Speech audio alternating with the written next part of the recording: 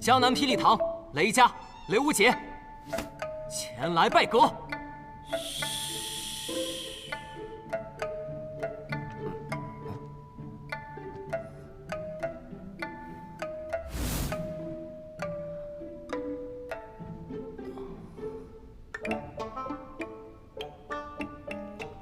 这是什么呀？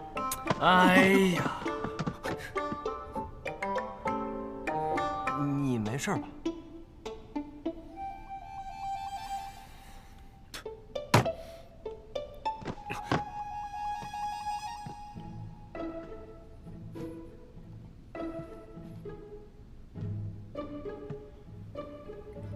没事儿。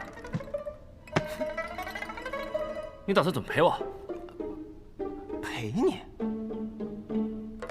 你知道那是什么吗？不知道。仙人揽六柱，对搏泰山鱼。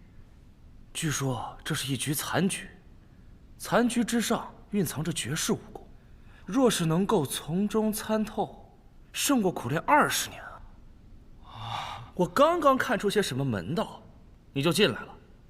说吧，打算怎么赔？不会又要赔500两银子吧？上当，给你打个折，300两就行啊。那能不能比试完之后再给啊？行，哎，痛快，那就得罪了。你要赌什么？啊？六博牌九，宣和马吊。问你要赌什么？快点选一个。这些我都不会啊。都不会？你不会上这儿来干嘛呀？我只会一个，玩骰子，猜大小。唉，比大小就比大小吧，没意思。来吧。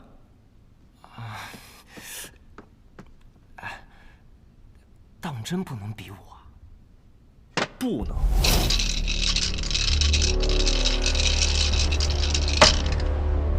一局定胜负，猜吧。大。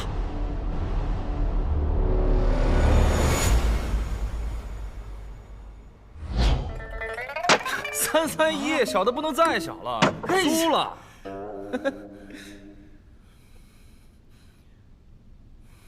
我第一次玩，这一局不算。你敢不敢给我再来一局？好啊，那我再陪你玩一局，你只要能赢一局，算你赢。来，你等等，我先下阁去喝碗豆浆，一会儿我再上来跟你玩最后一局。行啊，去吧去吧。记得一块儿把银子带上来啊。好。这小子有点意思。哎，你回来了，豆浆可还好喝？等我登到阁顶了，我再请你喝一碗便是。这么自信？我有个朋友说，这赌其实就是靠小伎俩。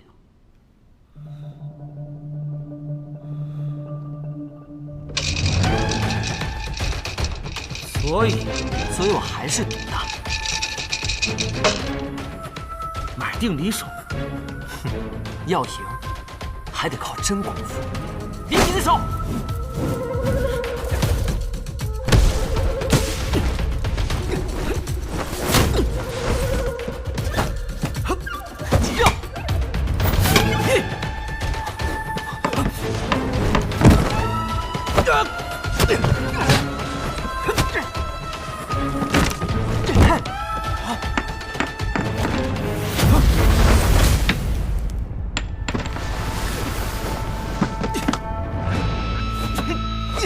你撒手！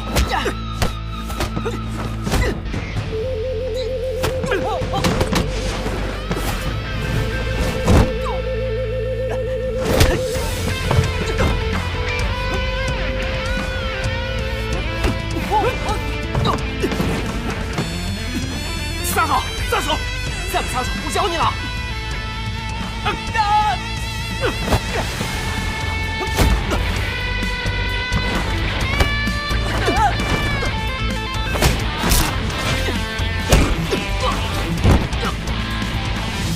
116，8点，是13点，大的不能再大了。哎，你可以啊，啊，你的武功比你的赌术要强啊。这对我来说可不是什么夸奖啊。你叫什么名字？江南霹雳堂雷无杰。我上来的时候不是说过了吗？我叫骆明轩。啊，我知道，落霞仙子的弟子嘛。我早就对落霞仙子仰慕已久了。仰慕已久？啊？怎么了？嗨，他这都30多了，说什么一掌断江，那断的又不是长江黄河。啊！你干嘛一脸崇拜的样子？我跟你讲，她其实就是一个老女人。明轩，来西照阁。那个，我先上去了，一会儿再见。真是个有趣的人。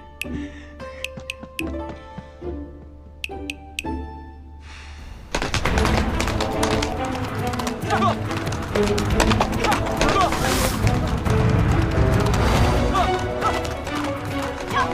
本小姐不过出城半日，就让人登上13级，真是一群废物。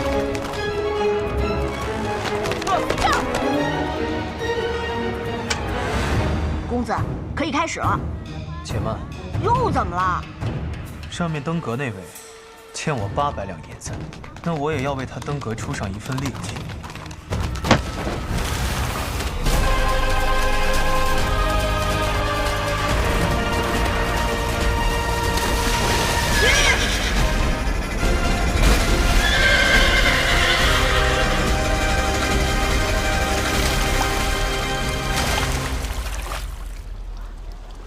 萧瑟，司空姑娘，好久不见。你们怎么才到啊？按理说1个月前你们就该到雪月城了。我不想回答这个问题。修士说过13层了，又上14层了。哎，那个雷无杰呢？莫非闯阁的是那小子？司空姑娘猜得不错。上次匆匆一别，还没来得及切磋一下，这次正好。你干什么？我不能让你过去。你是想替那雷无杰拦住我？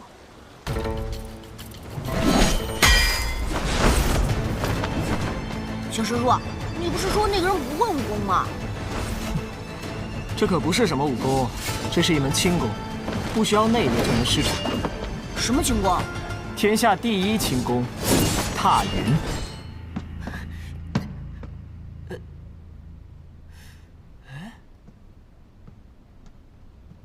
这层守阁的人呢？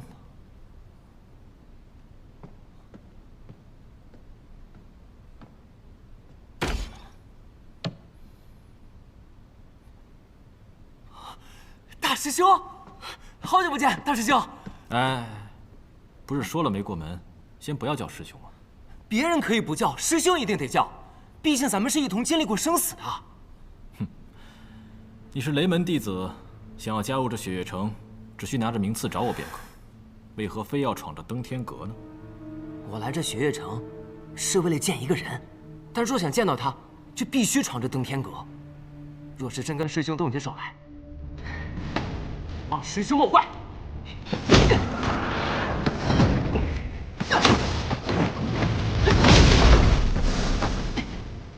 不错呀，最近武功的确精进了不少。我日日勤学苦练，可是一刻都没放松过呢。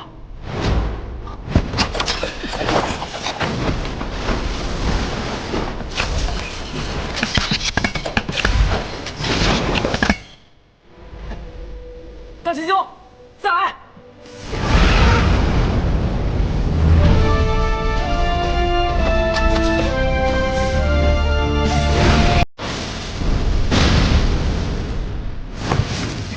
没想到你这火灼之术竟然如此厉害，嘿嘿，瞬息间就破了我这刀丝阵。刀丝？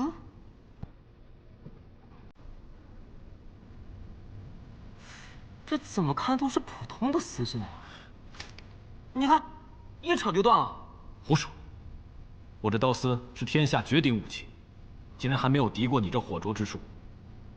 唉，我不是你的对手，你走吧。师兄，你这演技也太烂了吧！哎，你看啊，这儿呢就只有我们2个人，你要想放水就跟我说，我不会跟别人说的。你竟然敢说我放水？好啊，那你就接我一记暴雨梨花针。还敢不敢说了？不，我不说了，我不说了。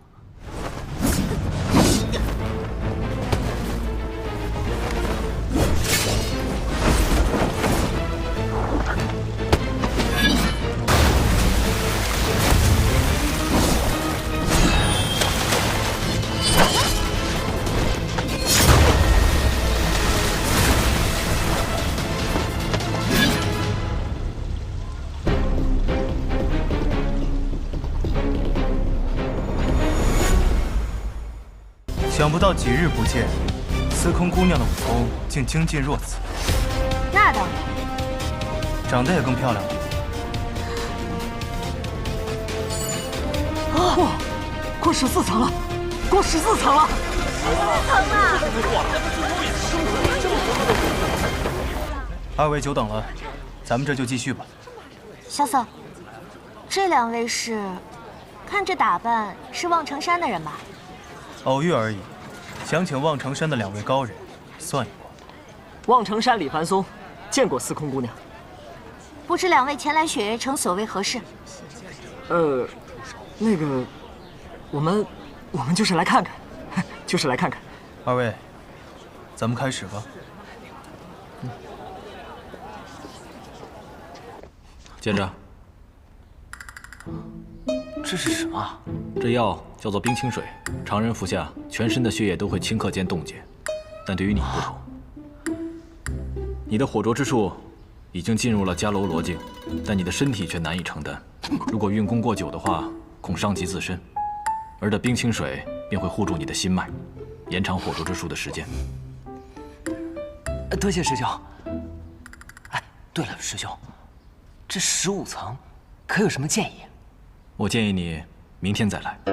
明天？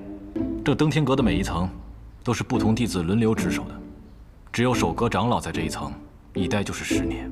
哦，今日你已经很疲惫了，早些回去休息，明天再来。哎，好吧。哦，那师兄，那我能不能问一下，这15层的守阁长老是谁啊？如果你见了他，一定会觉得很亲切。啊？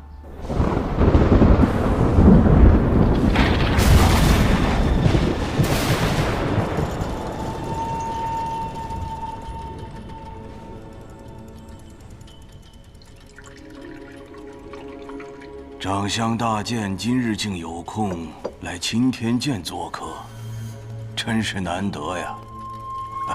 来，朝中那么多的达官显贵，都想拜访青天剑，却都未能见上国师一面。锦仙也怕吃了闭门羹，丢了颜面，所以才迟迟不来。长相大剑说笑了。国师，这里就是青天剑的星月阁吧？据说历代的剑圣都曾在此处观星象，测天下大事。不知国师可看出什么来了？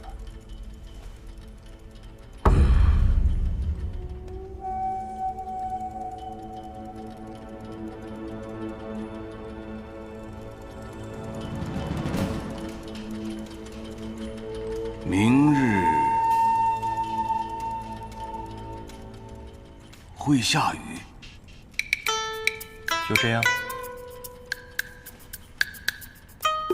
后天还会继续下，刮西风。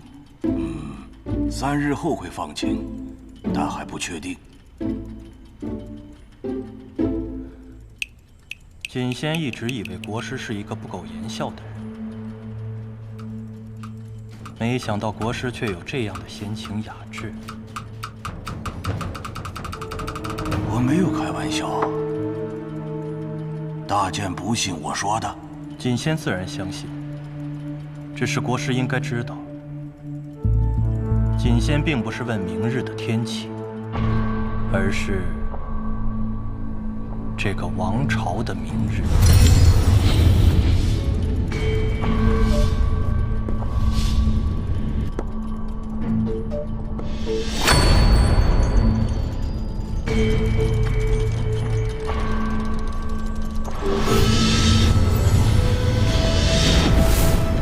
王朝的明日，那是天道，天道不可妄言。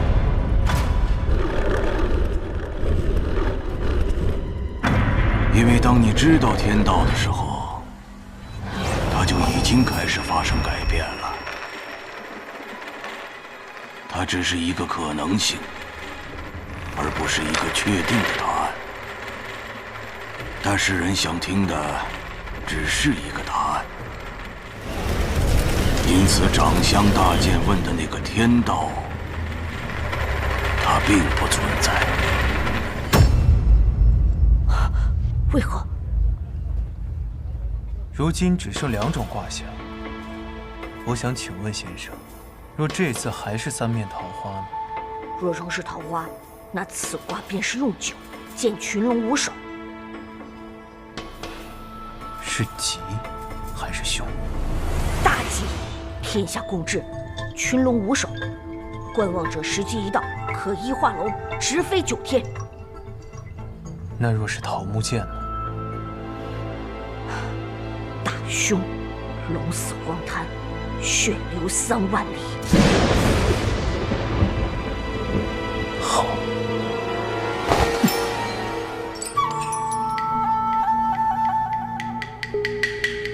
我从来不信什么天道，只信我自己。只是我心中还有一丝迟疑，觉得自己是不是该做一个决定，但是又没有勇气，所以才胆怯来求一求天道。但是刚才我忽然想明白了，所以这卦算不算都不重要。多谢。不客气，我也不全是为了你。毕竟，若是真折了望城山的8成天道，我还真怕那赵玉珍提前来看我的脑袋。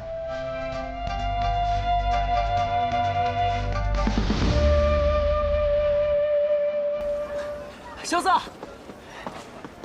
乾隆师姐，你怎么又下来了？我刚跟大师兄打完，他让我下来先休息，明儿再去。这么听来，你还赢了？惭愧，惭愧。雷无节，你这3脚猫的功夫怎么可能赢得过大师兄嘛？定然是他放水了，是不是？怎么会呢？大师兄说他全力以赴了的。这次先放你一马，等你入了门，我再好好跟你比试比试。不说了，先走了。比就比。行吧，就听你大师兄的话。正好我也累了，马上带你去喝一杯。哎，行。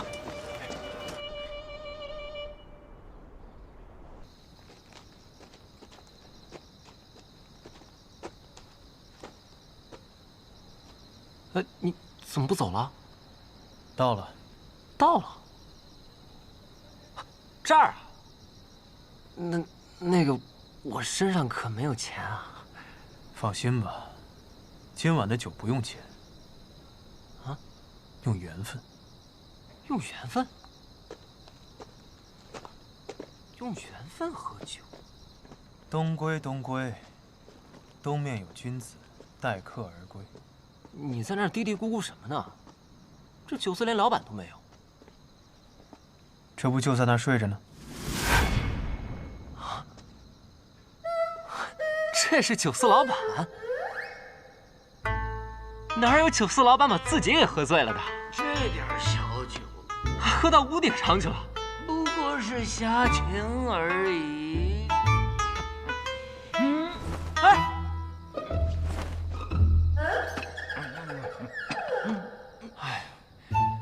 站都站不稳了，还能喝醉呢？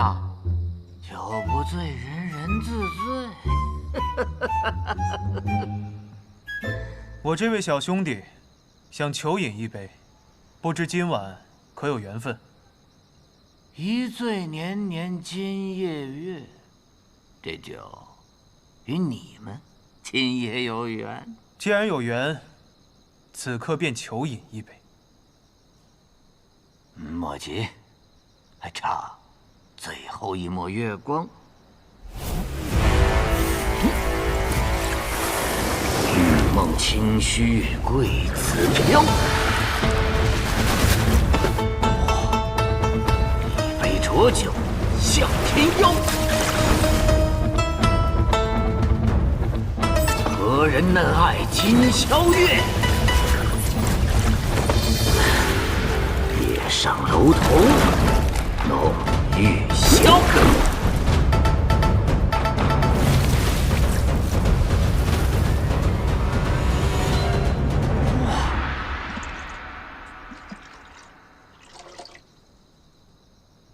喝吧，这是最好的风花雪月。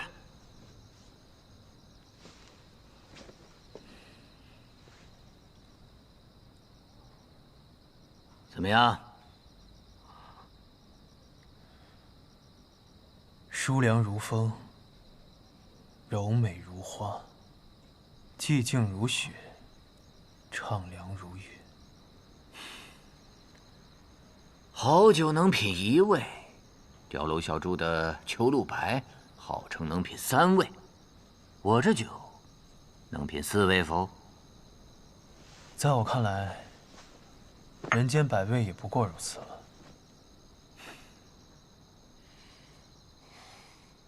寂静如雪，畅凉如月，这酒水透着一股子小家子气。我不喜欢，我喜欢那种炽热如火的酒。不过嘛，你倒都倒了，我就试试。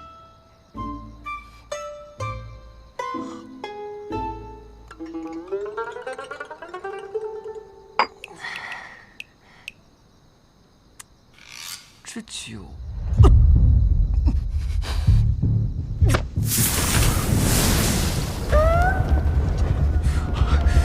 这怎么回事？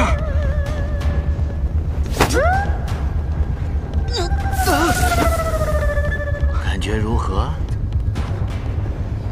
你到底是谁？这又是什么酒？我是一个酒肆的老板，这是我的风花雪月。我现在问你，这第2碗，你还要不要喝？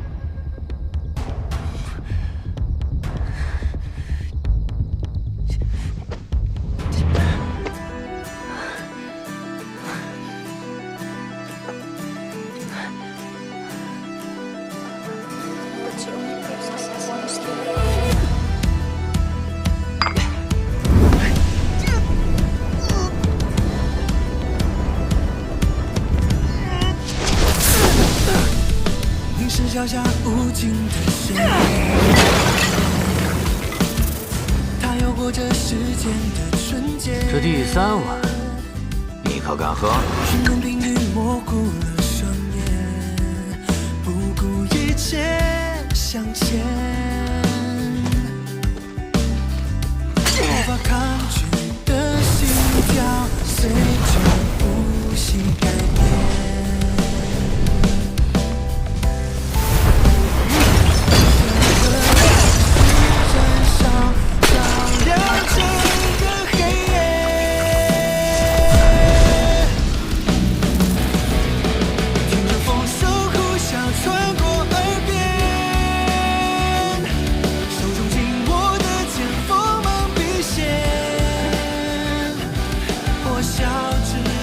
第4碗，你还要不要喝？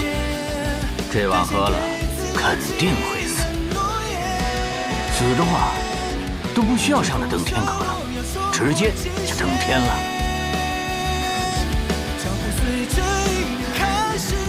给我！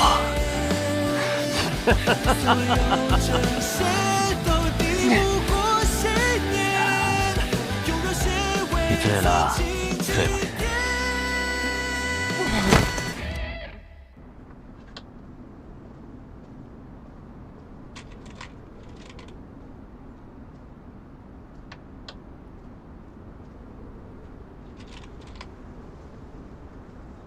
那小家伙已经闯到10几层了，定是来寻你的。你不见见他吗？说不定是雷家让他来寻雷云鹤的。若是雷家派他来，他就拿着名次找我了，何必去闯登天阁呢？我见过那孩子，一袭红衣，和他母亲当年一模一样，只是那傻乎乎的性格是学他爹爹的，和你……听说你等的那个人也入城了，你为何不去见他呀？你都不急，我自然不急。师兄呢？为何没跟你一起来？他呀，他为了酿他的孟婆汤，要去海外仙山去寻求他最后一味草药。哼，孟婆汤，过去的事情，他就那么想忘记吗？他最想忘记的，只是一件事情罢了。哎，我们正聊着雷无节，怎么一下子拐到大师兄那儿去了？哎，说真的，你真不想去见他？哎，我说你这个执拗的性子啊，真得改一改。他可是你的……哎，罢了罢了，不提雷无节了。除了雷无节之外，还有一位你故人的弟子也来了。故人？望城山，赵玉珍。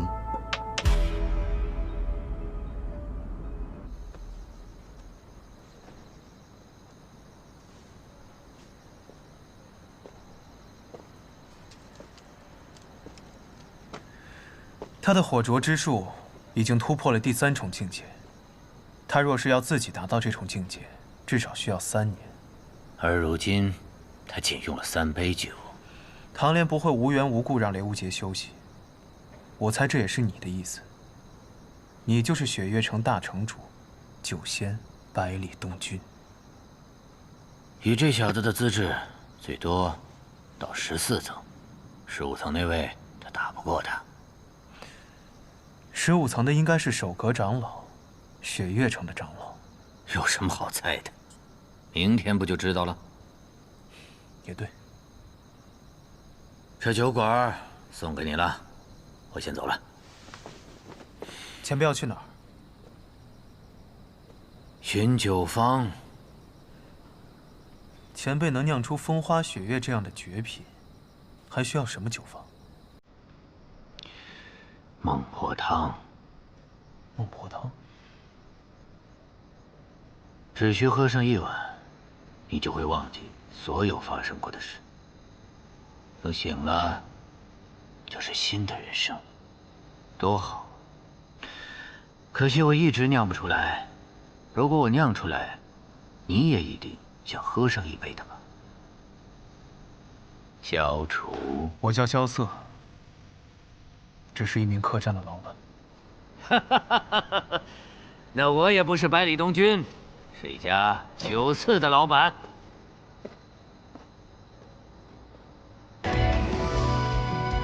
我那几个朋友，想必很快就会名震江湖。真是期待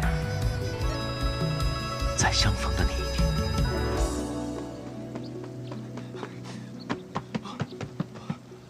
瑟瑟，醒了？我睡了多久啊？1天1夜了。这么久？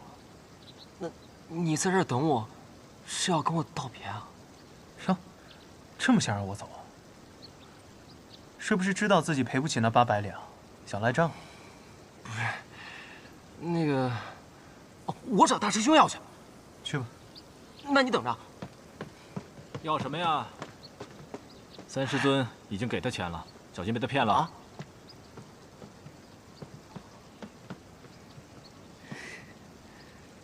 大师兄，这一句大师兄算是叫得名正言顺了。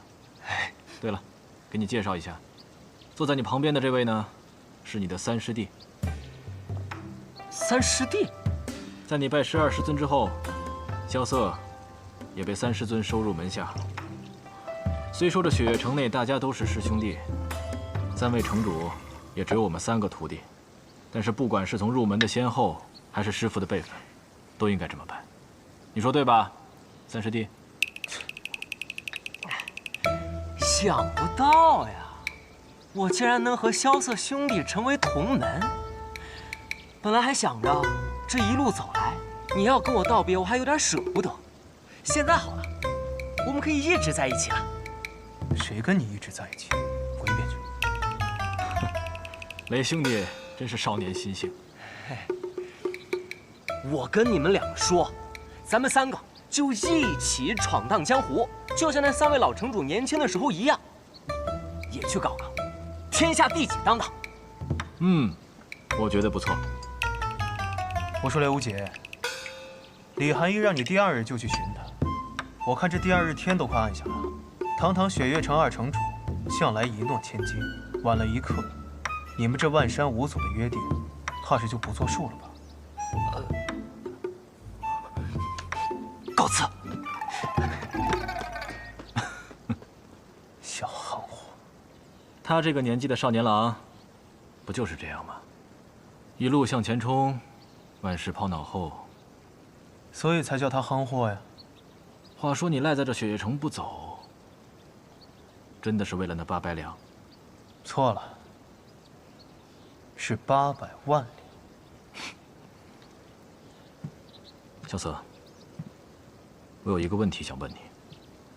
当年连月师傅将我送至雪月城的时候，让我替唐门等一个人，这个人是你吗？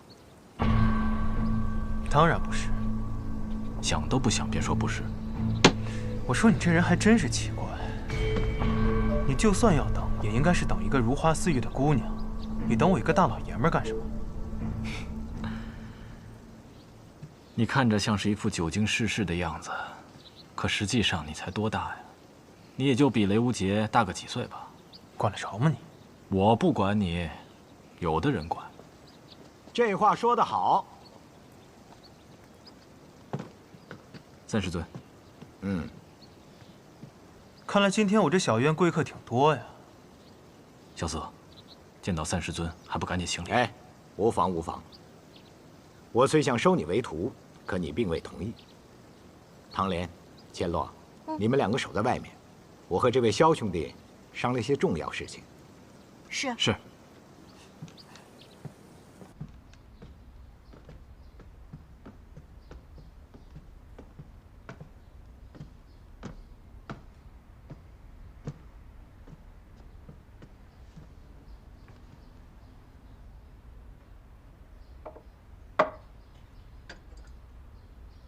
我发现，你似乎并不喜欢我。我为什么要喜欢你？因为你是天下独一无二的枪仙吗？是因为那件事情而怪我？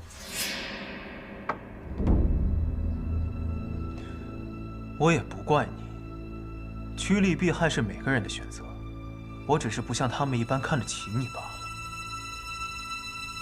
独一无二的枪仙又如何？想收我为徒，你还不够资格。当年你王叔入狱之时，我手提长枪，本已打算冲出雪月城，直奔天启，可我当时却收到了一封信。这封信是你王叔亲笔所写。王叔信上说什么了？他要我接下来无论发生什么事情，都要留在雪月城。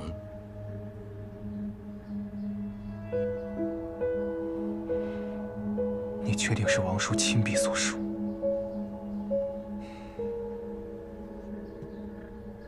你王叔的笔记，你应该比我更清楚。龙飞凤舞的，天下间无人能够模仿。我本打算不听他的，可当年他却号称算无一策的卿相公子。我想，这或许是他计划中的一个环节。我倘若去了，或许会破坏他的计划。可是我万万没有想到，他却死了。谁也不会想到这个结果。我真的很后悔。我当初就应该把他的书信撕得粉碎，然后冲去天启把他给救出来。可是今日，我绝对不会再做让我自己后悔的事情。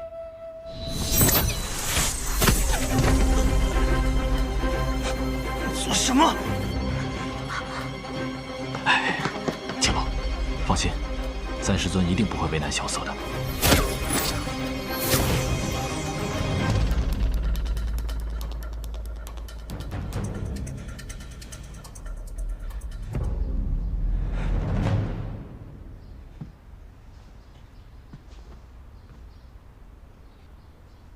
看来，你并不是伪装的，你的武功的确是被废了。多管闲事！哎，我司空长风乃是药王辛百草的半个徒弟，若论医术的话，天下我至少也能够排名在前5。所以，有办法。你血脉不畅，这会给你的隐脉带来严重的后果。什么意思？多运动运动。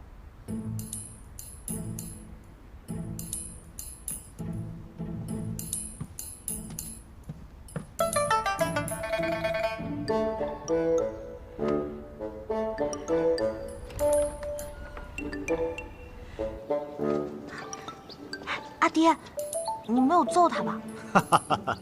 你说呢？哎，杰罗，你不是说最近练功没有对手，少了一些激情吗？阿爹，你怎么突然提这个呀？这个萧策啊，轻功身法不错。哎，你的枪要是能够追上他，那便提升了一个境界。我刚才已经跟他说好了，以后啊，你们2个一起练功。我什么时候说过这样的话了？千洛谨遵父亲之命。嗯。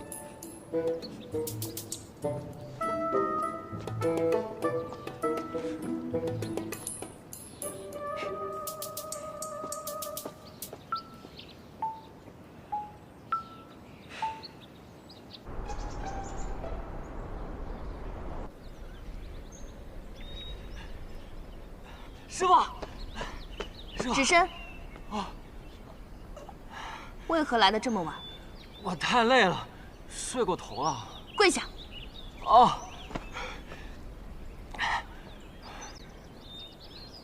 还真是个傻子，还不快行拜师礼！哦，弟子雷无节，拜见师傅。我怎么收了这样的一个徒弟啊？起来吧。哎。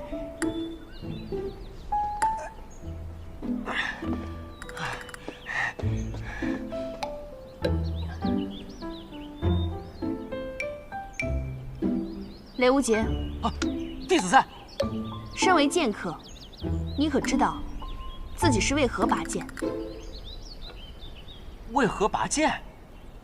有人拔剑是因为想做英雄，想以一剑之威势平天下不平事；有人拔剑是因为畏惧，因为他不拔剑，其他人就会拔剑。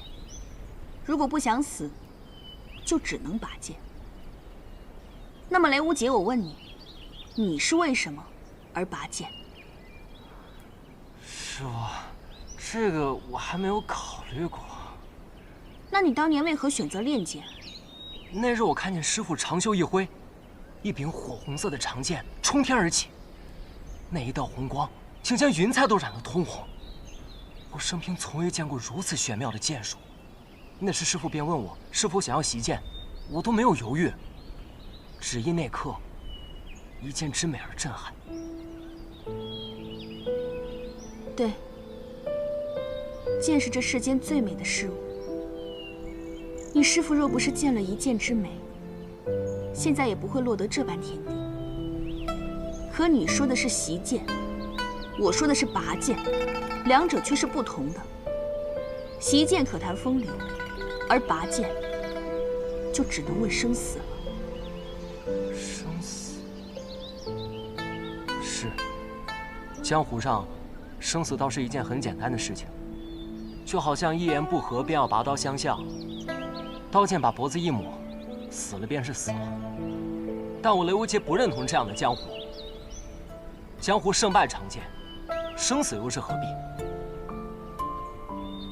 所以，拔剑可以论剑道，不言生死。你不想论生死，可如果别人对你拔剑，想要你死，那么你就这样去赴死吗？那我就……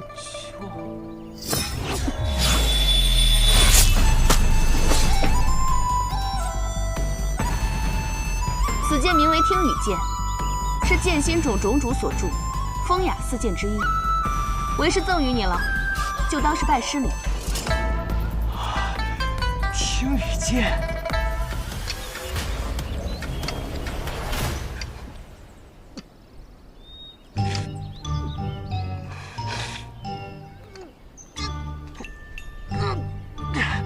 师傅，这剑肯定有问题。听雨剑它是有灵性的剑，它是认主的。你心中没有拔剑的意志，所以拔不出它。听雨剑，那可是你初入江湖时得到的第一柄宝剑呢。看来你对你这个徒弟，还真是舍得呀。可是我这几日，不论怎么逼他，他都拔不出那柄剑。你是不是特别希望他在跟你对决的时候拔出剑来？生死一刻，长剑怒出，这是最好的方式了。哎，怕就怕人不是为了自己拔剑，而是为了别人拔剑。不提这些了，你最近重拾医术了吗？看这些经络图做什么？我也收了一个徒弟，他阴脉受损，用不出武功了。这般严重？唉，是啊。我写了一封信给谢轩，看看他那边有没有什么合适的法子。哼，那个臭书生。哎，他要是真来的话，你可千万不能找他比武啊！你徒弟拔不出剑来，你不好好教他，怎么让他跑下山了呢？是我放他下山的，我想让他好好的悟一悟这拔剑的真谛。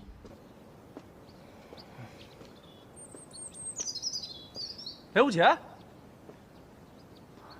是你，陆明轩师兄。哎呀，你小子跟着二城主上山修炼，一走就是10日，可让我好找。你欠我那300两银子，什么时候还回来？输了的人还有资格要钱？别给我丢人！你是雷无杰吗？啊，我是尹落霞。啊，落霞仙子，久仰大名。今日怎么下山来了？你师傅呢？我师傅闭关修炼，让我先在山下待几日，别影响他。闭关？难道他又要来了？仙子说什么？啊，没事。明轩，晃来晃去的做什么？站没站样？听雨剑，没想到你师傅把他传给了你。你知道他的来历吗？师傅说这是他早年间的佩剑，但我怎么都拔不出来它。你们知道什么是拔剑的理由吗？你别跑！啊？这我得问一下掌教师叔。你师叔的剑法如何？现在在我之上，不过1年之后嘛，就不好说了。那我便1年后再来。他如果不答应，我便打得他答应。哎，拦了16年，终于还是坠了凡尘。这些都是师傅告诉我的。说到这里，师傅他就吃醉了。之后的事情嘛，二师尊似乎还上过一次望城山，就在你师叔雷云鹤拜山不久之后。具体的我就不太清楚了。不过你要想知道的话，可以直接去问二师尊。那我不太敢啊。哎，对了，我来这雪月城也有些时日了，为何一直没见到这大城主百里东君呢？你见过呀？我见过。我什么时候见过他？你不仅见过，还喝过他亲手酿的风花雪月。是他呀！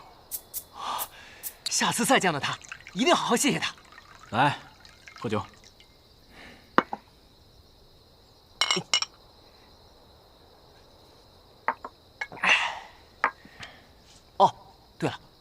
我还有一个问题，这赵玉珍为什么不能下山啊？江湖上关于赵玉珍的传言很多，传说在她出生之时，一道霞光照进屋内，望城山老天师亲自下山迎接，因为她是神仙转世。之后便把她接回望城山，从此再没下山一步。有人说这赵玉珍不能下山，是因为老天师吕素贞的一道真言，说是如果让她下山，便会引起市局动荡，甚至会影响天启城里那一位的位置。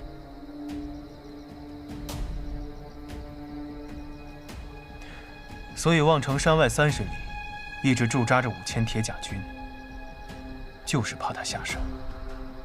不过还有人说，赵玉珍身上聚集着望城山当代的武运和天运，所谓真言不过是杜撰，只是怕他一去不回罢了。那以他的本事，若真想下山，是不是没人能拦得住他？10年莫说是下山，赵玉珍连自己的小院都极少迈出。我猜他是在等一个人，如果这人不来，他可能会一直等下去。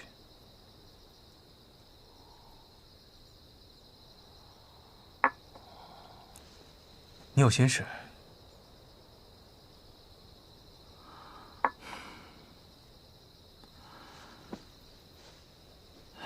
我出生在唐门，是唐门长老唐连月的弟子。原本以为会生在唐门，死在唐门，却忽然被送至这雪月城，拜天下闻名的九仙百里东君为师。连月师傅告诉我，让我在这里等一个人。我已经等了6年了。你们唐门的人总是这样，从一出生开始，就被赋予了太多使命，所以活得一个比一个累。雪月城的事你要管，唐门的使命你又不能忘。这个世界上这么多人，每天活着，不过也都是为了自己活着，哪有那么多的事情要想？话说你留在雪月城，真的是为了银子？毕竟事关银子的事，都是大事。800两，还真是大事啊！错了，是800万两。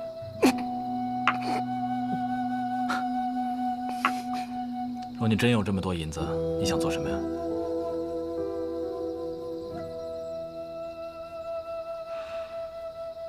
招兵买马，踏碎那天启城。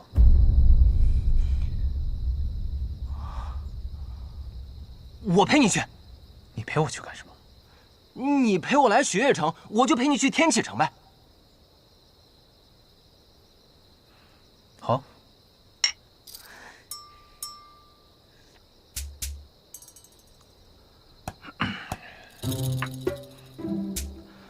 你真不是我要等的那个人。你个大老爷们儿等我干什么呀？怎么跟你大师兄说话呢？信不信我揍哭你？你也就欺负我不会武功吧？敢不敢比个别的？好，比什么？你是九仙的徒弟，咱们就比喝酒。好。哎，那我去搬酒。来。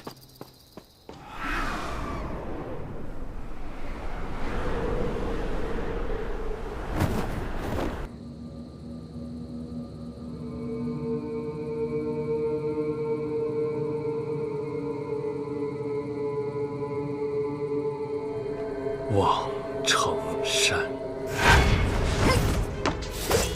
长老正在讨论是否要把你逐出雷家。随便他们，我要练剑，成为剑仙。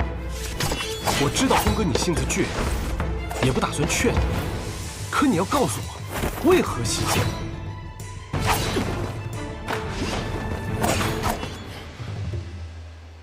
因为在望城山上，我见到了。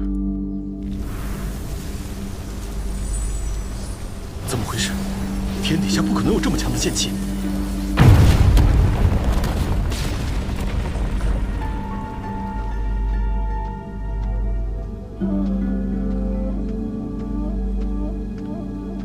姑娘，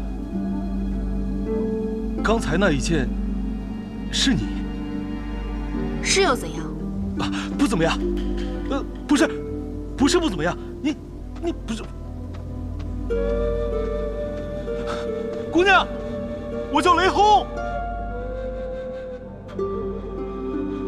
那一剑之美，望城山。来者何人？胆敢闯上我们望城山？江南霹雳堂雷家雷云鹤前来拜山。赵玉珍，你给我滚出来！找死！惊雷指，给我破！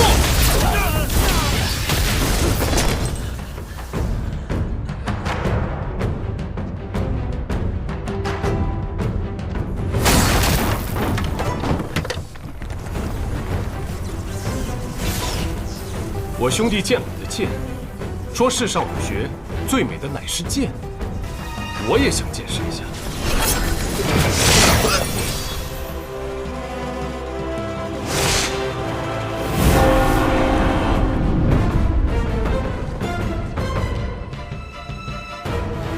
赵玉珍，我又来了。江南霹雳堂，雷家雷云鹤前来拜山。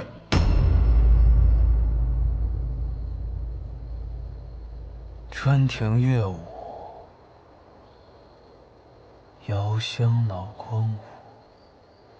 不转回廊，半枚晚冕香。青云薄雾，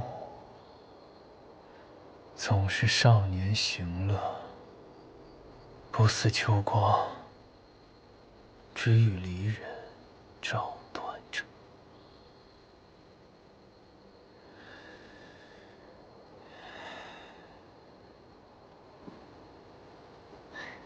这真是最后一坛了。哎，看来是大师兄赢了。来，大师兄，大师兄，大师兄，真强啊！喝醉了都不躺下。哎呀，忘了那绿山姑娘的事儿了。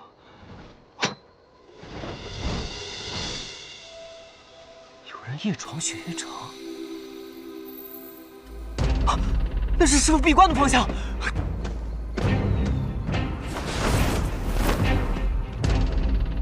你是谁？我还想问你是谁呢。我可以说我的名字，但你敢听吗？师父正在闭关，这几日不让人打扰。你若要拜访，再等2日吧。2日之后，你上山来，我不拦你。你是李寒一的弟子，他居然也开始收徒弟了。你叫什么名字？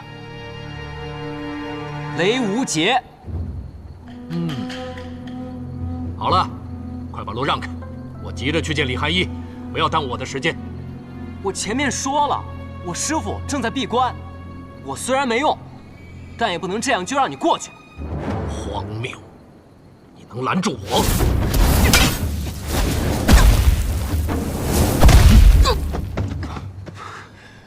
雷门火灼术，隔空无双拳，来得好。你究竟是谁？为何要夜闯雪月城？认识这把剑吗？断剑。这柄剑的剑首是被李寒一所斩断的，但这把剑的名字叫断水。一剑断水，千枪绝流。你是无双城城主宋彦回。无双城要大举进攻雪月城了。哎，瞎说什么呢，臭小子！我是来找你师父试剑，没工夫跟你闲扯，快把路让开！宋城主若是执意要过去，请出剑。让我出剑，你还不够资格。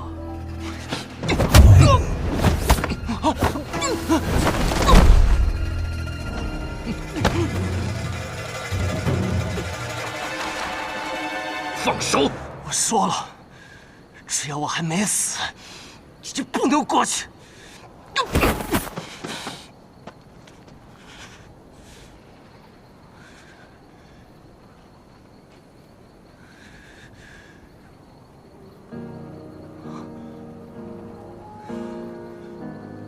听雨。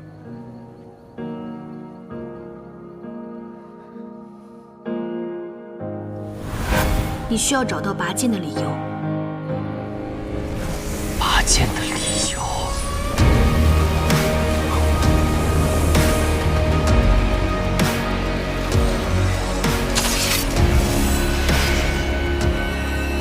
剑名。我也有一剑。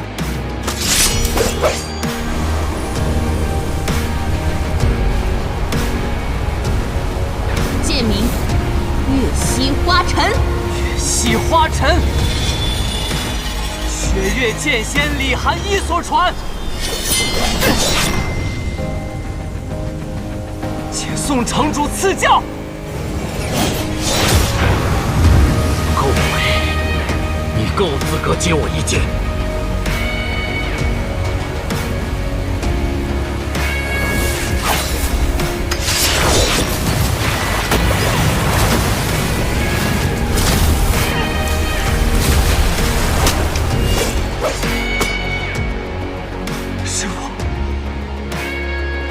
好一个剑仙所传，月溪花尘。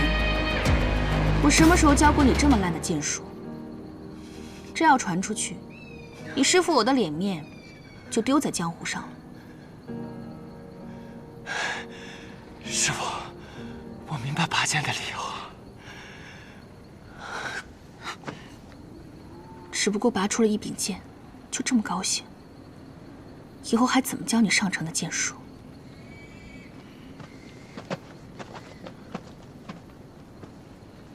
守护之剑，你收了个好徒弟。果然，还是这个结果。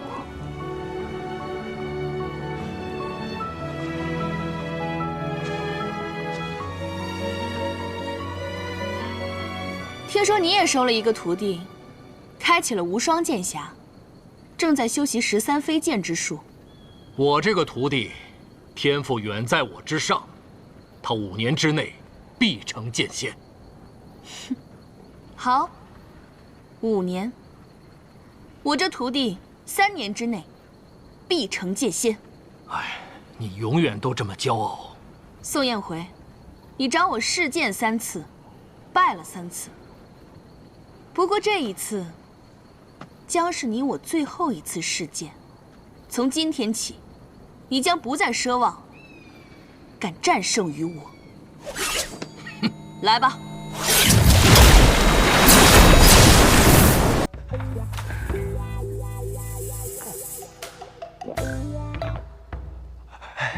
师傅，晚上好啊。刚刚我在苍山上，忽然望见此处有一道剑气。这一剑不错。师傅，你夸我呢？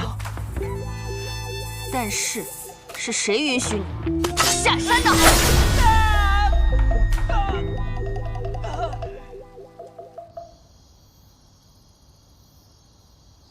师傅，你怎么从来不去参加百花大会啊？再美的花，看了10几年也就看厌了，有什么好看的？哦，对了，刚才那个人是不是就是读出个剑仙的谢轩啊？还真如传闻中一样，儒雅又霸气。哼，死书生。他还送了我本书，叫《晚来雪》，但他送给别人的书都挺特别的，我的那本好像听竹书轩就能买得到。你喜欢那个叫叶若依的女子？啊？为什么？因为她长得好看。就这一个原因？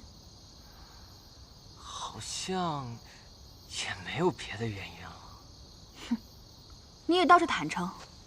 师傅，我说她长得好看，不是因为我喜欢全天下所有漂亮的女子，只是我见她的那一面，就觉得自己有些不对劲了。但仔细想想，我不了解她的过去，也不知道她的性格，连她喜欢什么、讨厌什么也不知道。想来想去，或许也只有那一眼的心动吧。又或者是，他长得好看，可是长得好看的人都喜欢骗人。哎，师傅，您这么说，您被漂亮的人伤过？师傅说，这漂亮的人都会骗人，果然是真的。师傅，我错。我第3次来望城山的时候，你随我下山。啊？那我便1年后再来。哎。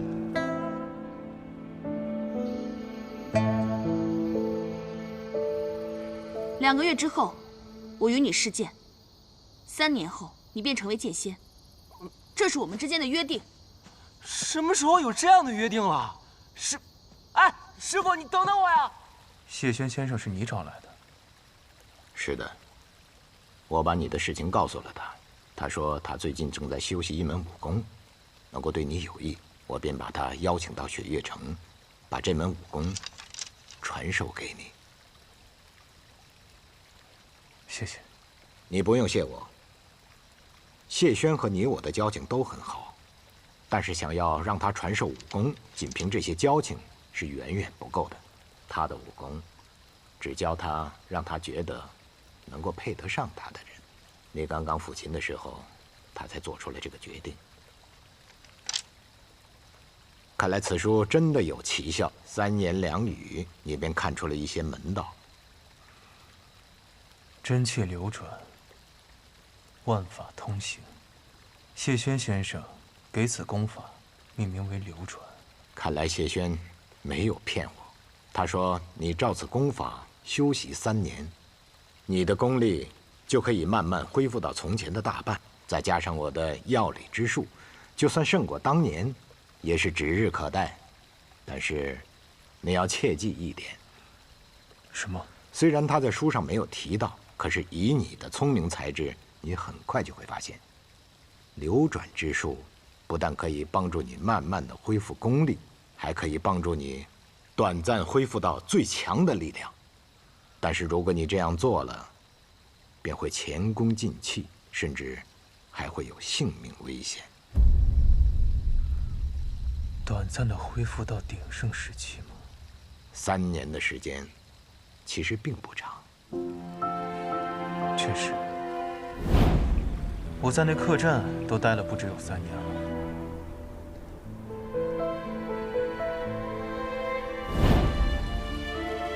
但是术法，术在先，还必须要有法。什么是法？法便是你的心，身体上的病可以医治，可是内心的呢？我知道那件事情对你伤害很大。 但是我真的希望你能够坚强地走出来。阿爹，哎，伽罗。阿爹，怎么不等我回来，百花会便结束了？哎，你这个丫头哎，爹喊你的时候你不理爹，现在大家都走了，你又怪我们结束的太早。哎，你这个丫头。我听说如剑仙前辈也来了，还给每个人都带了本书当礼物。我的呢？你的，当然有了。 来，这是他让我转交给你的。哇！哎，这丫头啊，怪我传授给她的枪法太过刚猛，所以就缠着我要。阿爹，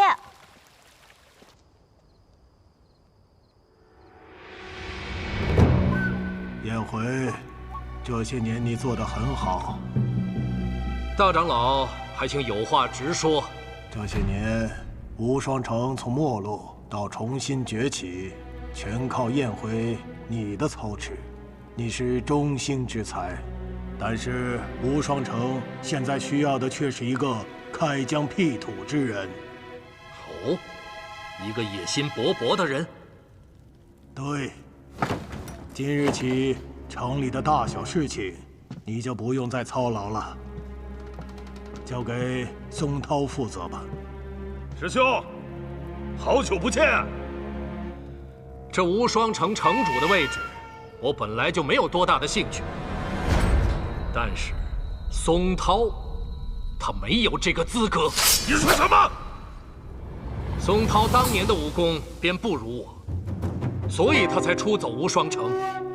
如今你们把他找回来，不过是因为他更容易控制，更愿意听你们的命令行事罢了。颜回，你逾矩了。我这个城主可以不做，但我要推荐一个人，我该有这个权利吧？当然。就这小子吗？就你这小毛孩也想当城主？先和我试下刀吧！确实是个小毛孩。无双，来了，师傅。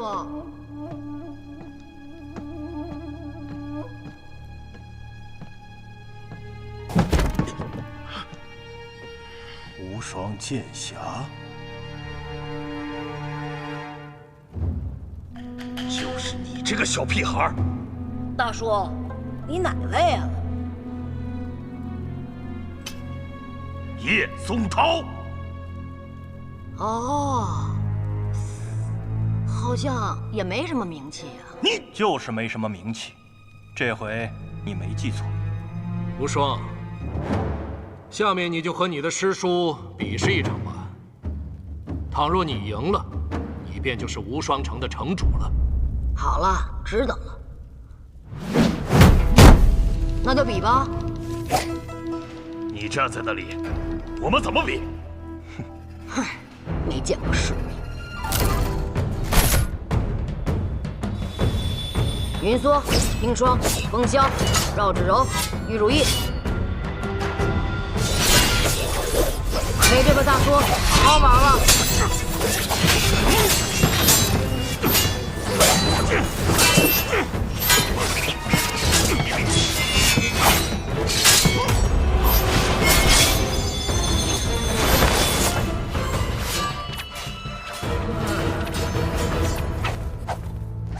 杀生。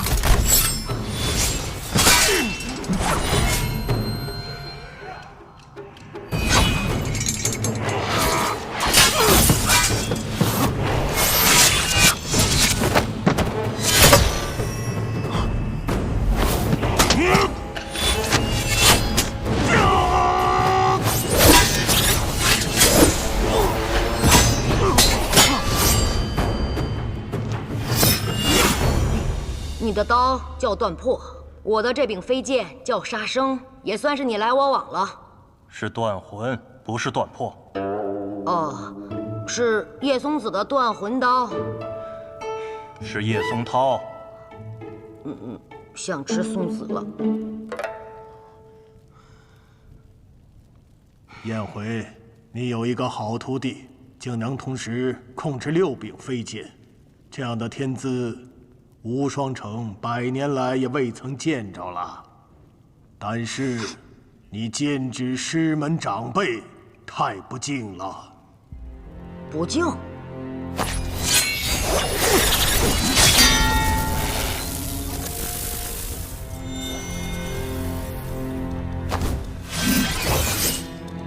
年轻人，资质颇高，值得赞许。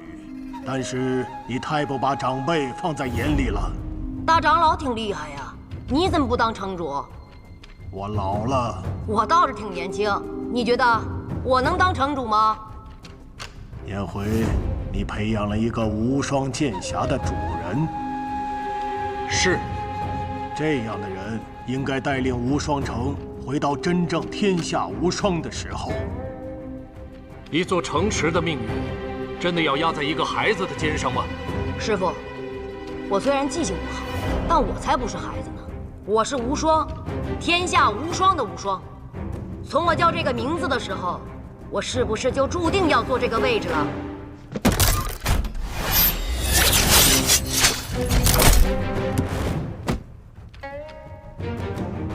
师傅，让个座。大胆！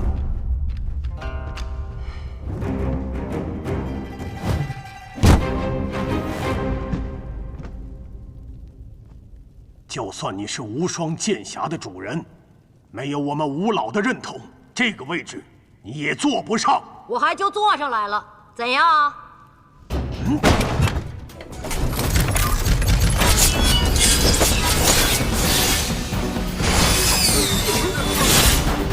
大长老，你说这位置我能不能坐？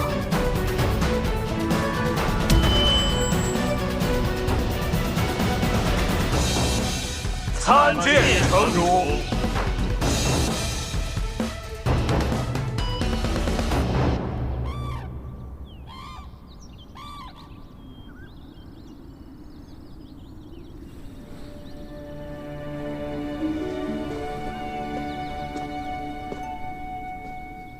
师傅，我来履约了。我有3件，请君试之。好。第1件，雪月剑仙所传，月溪花尘。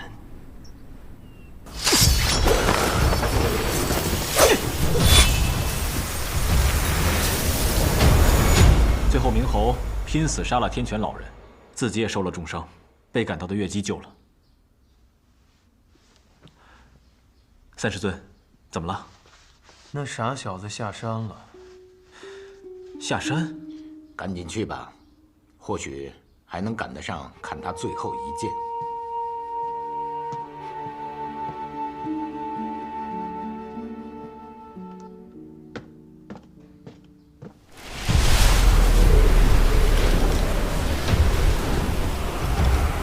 很好，雷轰在你这个年纪，剑术不如你。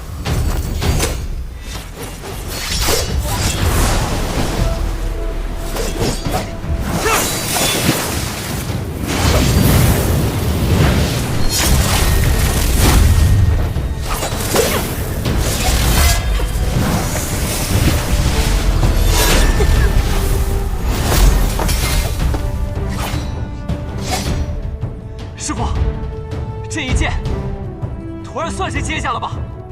勉强算是接下了，不过只有这个程度的话，你接不下剩下2剑。只有用这个办法了。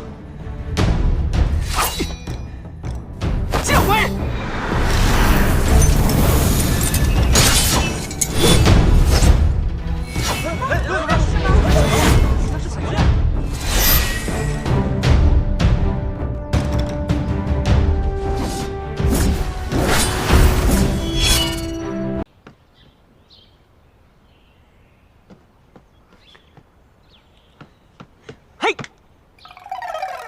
你怎么一点反应都没有啊？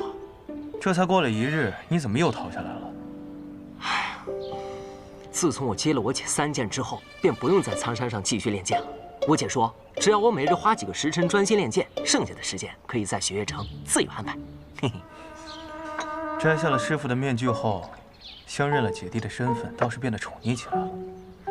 看来这天底下的姐姐都是一个样子，雪月剑仙也不能免俗。哎，你怎么对雪月剑仙是瓦解这件事情一点都不感到惊讶呢？这有什么好惊讶的？你是雷门的人，李寒衣是雷梦莎的女儿，你们本就是血亲，只是关系亲疏的问题罢了。传闻新剑传人李新月是江湖4大美人之一，且极为聪慧。怎么就有你这样的傻儿子呢？哎，那不是还有我爹吗？哎，我爹雷梦莎怎么样啊？战场之上身披银甲，脚踏神驹，是个鬼神般的人物。那战场之下呢？话痨起来闯祸，琅琊王对其十分头疼。哦，我就是我爹，不对，我随我爹，我姐随我娘亲。所以你来找我到底有什么事？哦，对了，你对雪月剑仙是我姐这件事情不感到惊讶，我还有一件事情一定让你惊讶到下巴都掉到地上去。是吗？萧老板，我天下白小，能让我惊讶的事可没几件。千落师姐要嫁人了，哎，你看，是不是很惊讶？从哪儿听来的小道消息？那自然是听我姐说的呀。所以千落最近忙着找夫婿，哪儿来的夫婿啊？他最近抓紧练武呢。雷无节，我有点不太习惯我们现在的对话方式啊，总感觉你我的身份好像反了。以前那个平时一问三不知的人，不应该是你吗？哎，那是平时我都让着你的。哎呀，罢了罢了，我就一口气说完。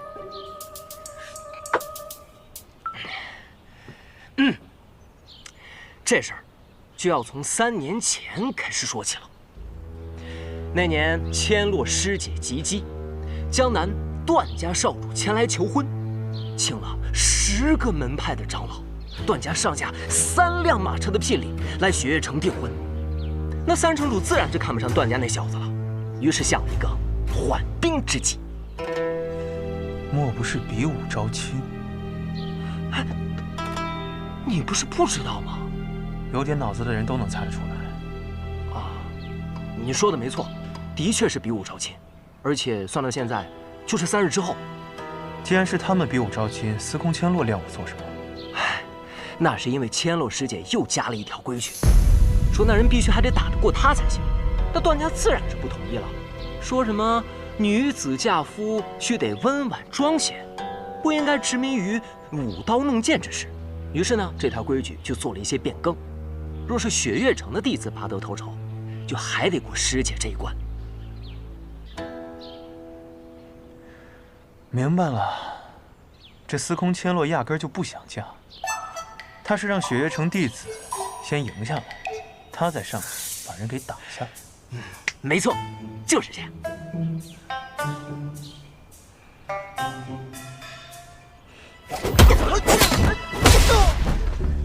你们这一个个家伙，平时不好好练武，一到关键时刻，就这么不堪一击。千落师姐不仅自己勤学苦练，还帮其他弟子训练呢。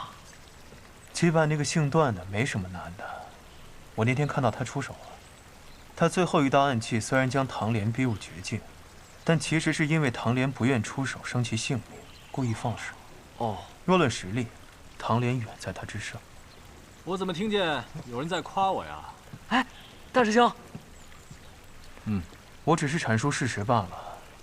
哎，既然你们大小姐遇到了大问题，你这个做大师兄的，是不是该出手相助一下？我不能出手。为什么？若我出手，最后就剩下我跟千落一战。以雪月城的威严和千落的性格，众目睽睽之下，我自然不能像登天阁放水雷无节一样放水千落。再说了，这么多年，我跟千落早已如兄妹一般，总不能真的让我娶了她吧？哼，哪那么多理由？我看你就是怕参加比武大会，被天女蕊知道了，破坏你们俩的感情呗。你再乱说，我可揍你啊！我相信大师兄是真心的。还是雷师弟懂我。相信什么呀？对天女蕊是真心的。我看你小子也欠揍了。哎，我不说。不对，我不能去，雷无节你可以去。那我不行。为什么？那我说实话，要是若依姑娘知道了，她以为我中意的是千落师姐，到时候我解释不清啊。那你想多了，人家叶姑娘根本不会在意的。万一呢？你们在聊什么呢？我们在聊，想让雷无节帮你打擂台。啊！本小姐的事儿，要你多管闲事儿。千落，千落，我忽然有个想法，雷无节，大师兄，看到此情此景，就连我都很难不产生这个想法。小四，别跑！这才刚刚消停几天呢，又开始了。我这个女儿啊，我倒不这么认为。他们这个年纪，越喜欢一个人，就越喜欢跟他作对。只可惜3天后的比武招亲，我还没有想到一个万全之策。实在不行就耍赖吧。耍赖这个事儿，大城主老干，你不妨试一试。他耍赖是因为有我在后面给他收拾烂摊子，我要是耍赖的话，那整个雪月城的威严可就荡然无存了。难不成真的让千洛嫁出去了？千洛要嫁，一定要嫁给她自己喜欢的人。这个事情交由我来办。我左看右看，整个雪月城能够出战的，确实是你那个弟子，骆明轩。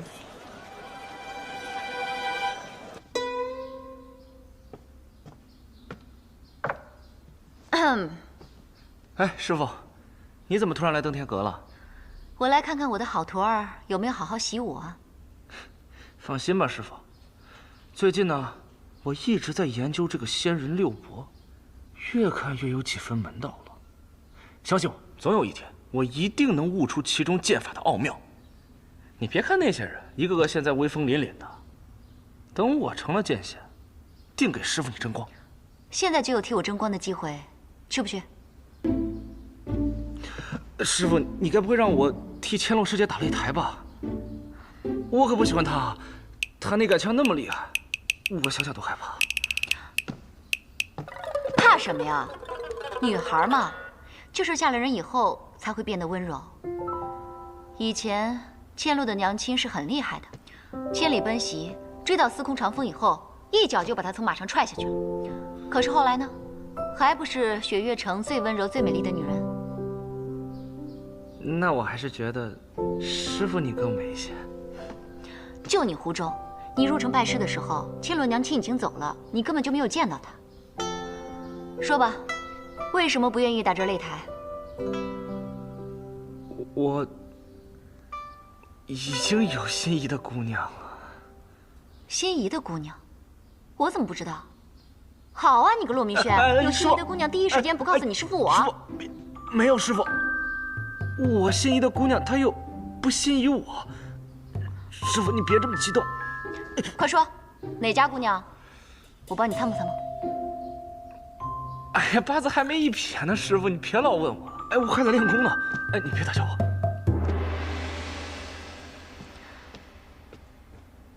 师傅这是受司空长风所托，实在是没有办法了。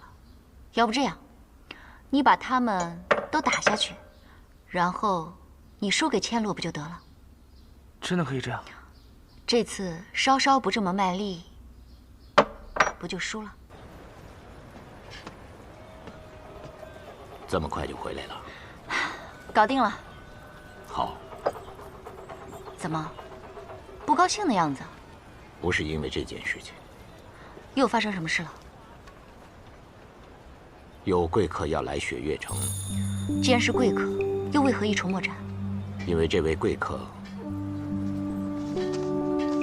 他姓萧。此时此刻，雪月城应该收到信了吧？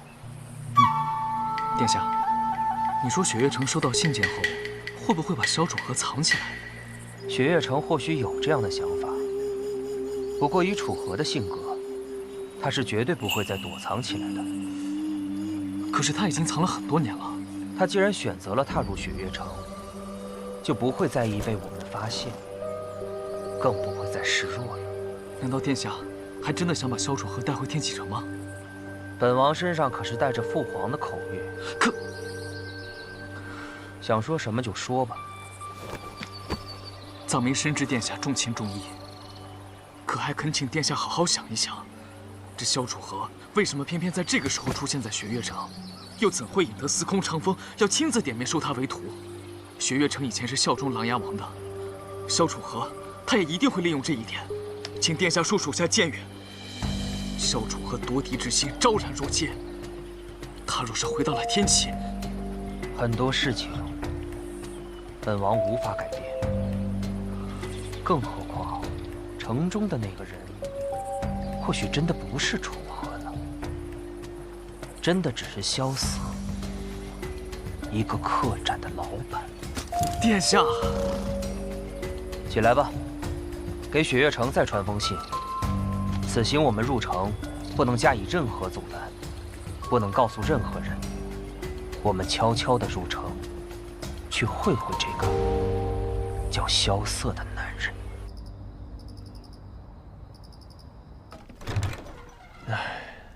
这司空千落的武艺现在可真是惹不起。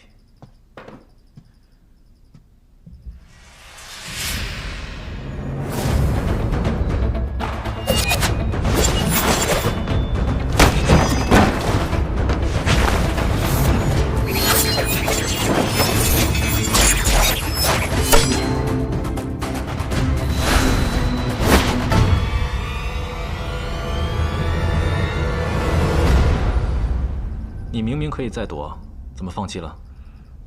我若是想脱身，这袖子怕是废了。光这袖子，200两银子呢。你就为了一条袖子，命都不要了？一看这龙须针就知道是大师兄大驾光临了，还打什么呀？再说了，我在这外面被追了1日了，难道回来屋内还得接着跑不成？这平日里只知道你的轻功卓越，今日一试探之后，才发现你的反应跟敏锐也是一绝，只是没有内力罢了。说这个干什么？哎，我和大师兄白日里做了一个决定。别说了，你们的决定我拒绝。你都还没听呢，怎么就拒绝了？因为我已经猜到了。啊？此行一路走来，我们经历了很多事情。大师兄，你莫不是想晓之以情，动之以理吧？我们只希望萧老板为我们雪月4节的情谊做出一点牺牲。什么雪月4节？哎呀，我取的名字，真难听。相信我，我们的计划万无一失，简直天衣无缝。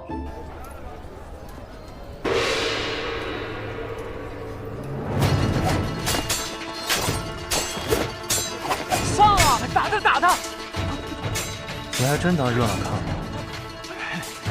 现在还能再看看热闹，一会儿怕是要针锋相对了。千落，这么多上场的弟子之中，有一个你能看得上的吗？这些人的武功，在我手上3枪都走不过。挑选夫婿，也不能专看武功啊。长相呢？长相，连雷无杰都比他们强100倍。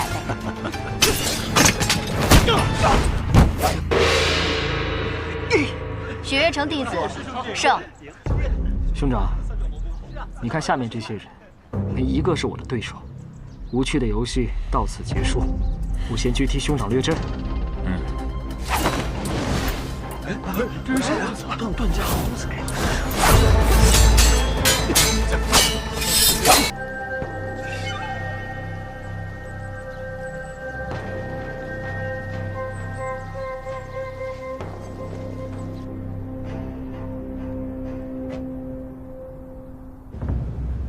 你已经知道姑派人去找楚河的事了？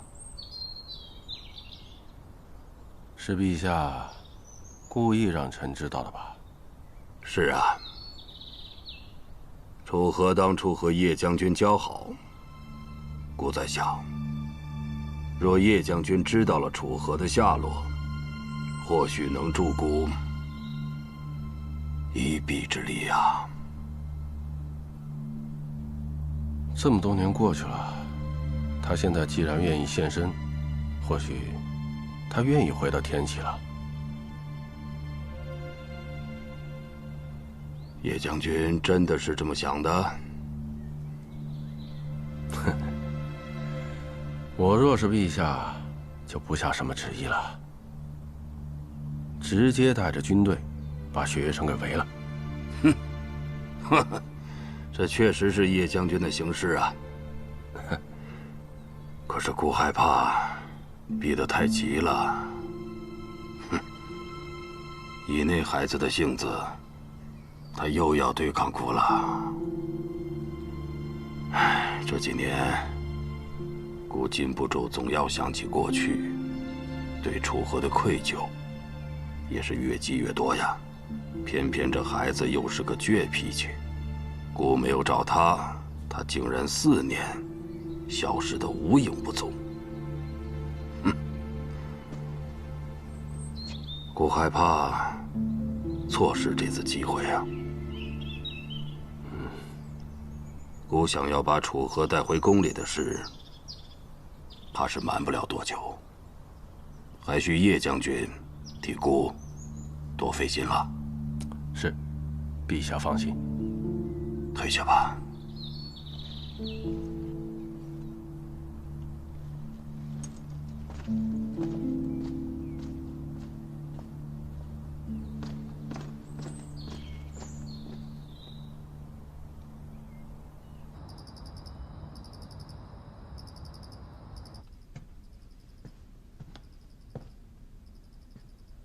是什么风把你给吹来了？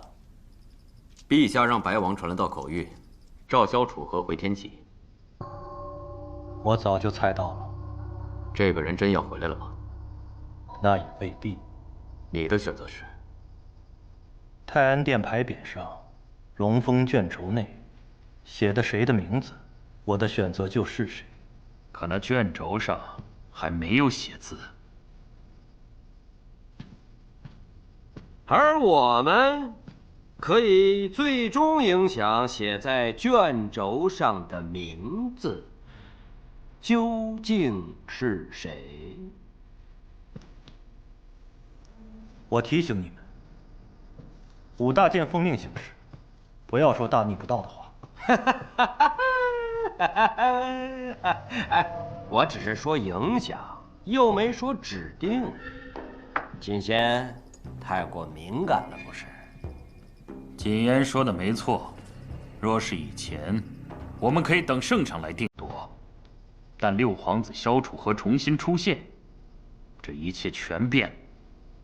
我知道，你们中间有的人是白王的授业恩师，有的人是赤王的门中贵客。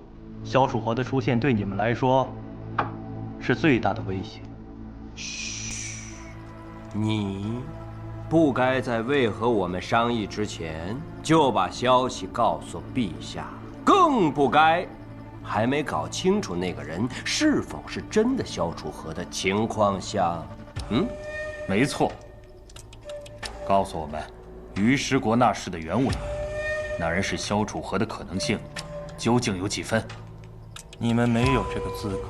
嘿，皇子之事，岂是尔等可以随意议论的？大剑，近1年来，有几十匹人马先后离开了天启城，他们都去了哪里啊？他们分别去了雪月城、无双城、木梁城、江南雷家、蜀中唐门、岭南老字号温家、望城山、武当山、少林寺、云林寺，甚至去了方外之地的天外天，以及无处可寻的暗河。是啊，几乎所有的武林大家、白赤两王都派了人马前去。如今这朝堂上的纷争还没有结束，江湖上的争夺已经开始了。没错，你们说的对。谨言啊，你刚刚是说想要影响卷轴上的名字？哎呦！哎呀！大剑呐，大剑！谨言一时妄言。你知道就好。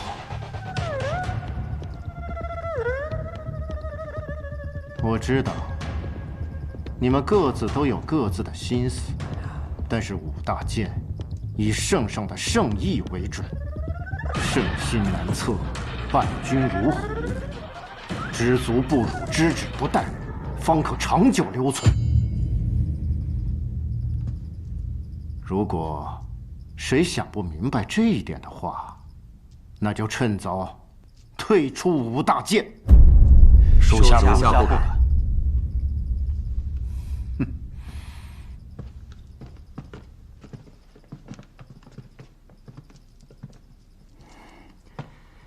虽然你不曾做过选择，但我知道，你一直很欣赏六皇子萧楚河。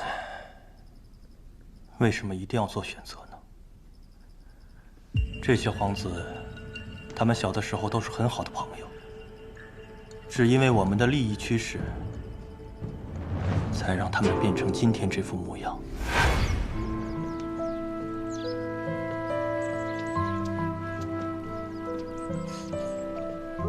哇，我的书！二哥，我来。楚河，你小心一点啊。嗯。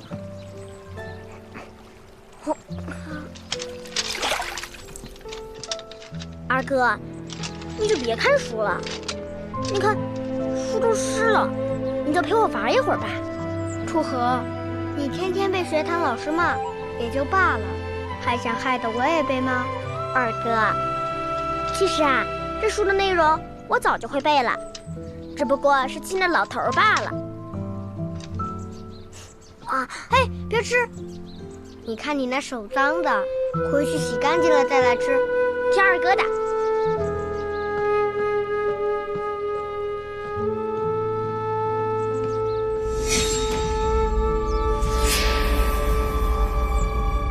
不能吃！不能吃！什么不能吃啊？你怎么来了？啊，我来给你送点吃的。来。哟，无事献殷勤，非奸即盗，有事求我，说吧。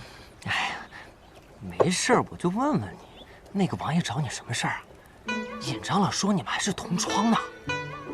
叙旧闲聊，没什么正事。行，你有秘密瞒着我们也没事儿，你不想说，我就不问。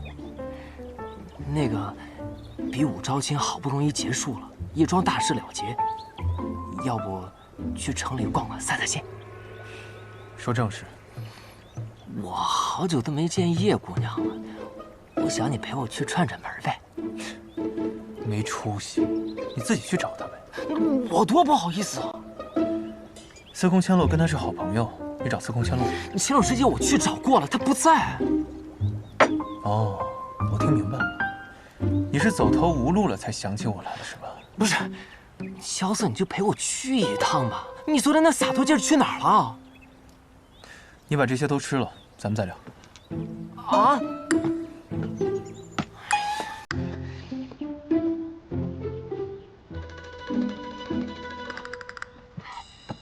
萧瑟，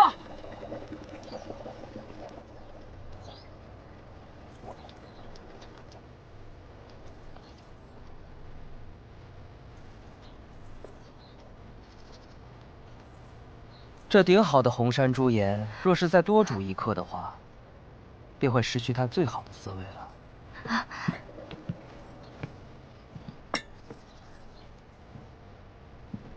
参见殿下。我和藏明在城中闲逛，忽然闻到了这股茶香。我还在想，这雪月城中，谁还会喜欢喝我们天启城中的茶？却没想到，还是如你姑娘。许久没有见过家乡了，便想寻一下家乡的味道。殿下见笑了。不准备请我喝一杯吗？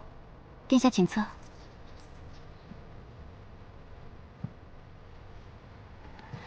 萧瑟，你这么着急拉着我去找叶姑娘，想好理由了吗？要有什么理由啊？你就路过此地，有些口渴，讨口水喝。你若只想讨口水喝，那你可有口福了。啊？什么意思啊？上好的红山朱颜，配上苍山上化开的雪水来烹煮，这味道……哎呀，听不懂，听不懂。也是，对牛弹琴。哎呀，哎，果然是好茶。对了，若依姑娘，昨日有没有见到楚河？见到了，不过他跟从前相比，似乎有些不一样了。哦，哪里不一样了？以前他说话总是朗声高语，眉眼飞舞着，似乎对这世上的万事万物都有着绝对的自信。可如今的他，变得沉默懒散了不少。是啊，楚河是变了不少。那他有没有和你说说，这些年他都去哪里了？他说他开了一间客栈，在一个背靠青山、面对绿水的地方。娘，我和萧瑟路经此地，进来向若依姑娘讨杯茶水喝。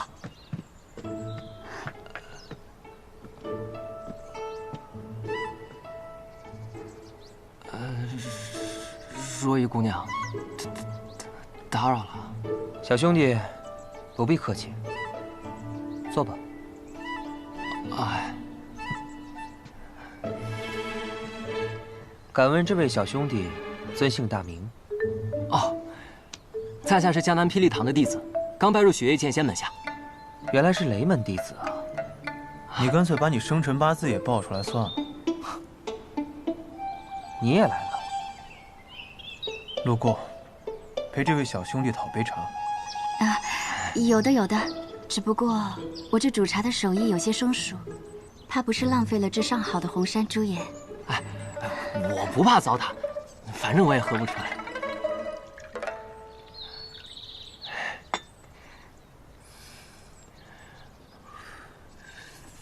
雷兄弟，你不怕烫吗？啊，我练的功夫叫火灼之术，这茶水的烫算不得什么。哎，若依姑娘，再来一杯。那我给你倒杯热水算了，省得浪费这红山猪眼。萧瑟，我刚才是因为口渴我才一口喝的，这品茶我也会的。方才若依姑娘跟我说，昨日她已经寻过你了。啊，若依姑娘昨天去找你了？找我？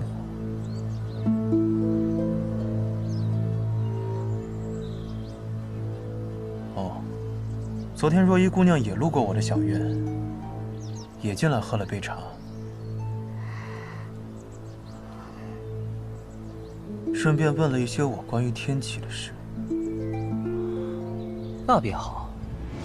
若依姑娘一个人在雪月城，作为天启城的亲人，就应该多关照关照。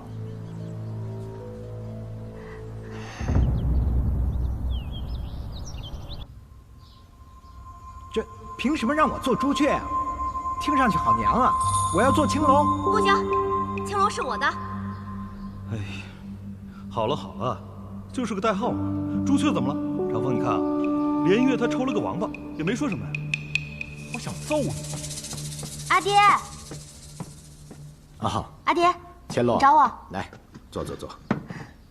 萧瑟这次帮了你那么大的忙，有没有谢过人家呀？谢过了，谢过了。你女儿我这点礼节还不懂呀？嗯，是我的乖女儿。哎，千洛，你说萧瑟这臭小子，平时处处跟你作对。可是这次你比武招亲呢？你看他忙上忙下的，给你帮了那么多的忙，我怀疑他是不是有什么企图啊？哎，你觉得萧瑟这小子怎么样啊？什么怎么样？哎，脸红了，脸红了，脸红了！阿爹，你想什么呢？哎呦，千洛，我是你阿爹，心里怎么想的，跟阿爹说好不好？啊？哎呀！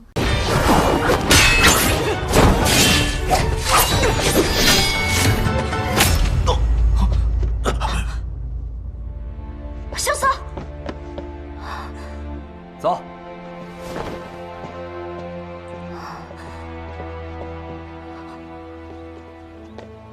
殿下，方才萧楚河所言何意？本王临行前曾经答应过父皇，一定要办成此事。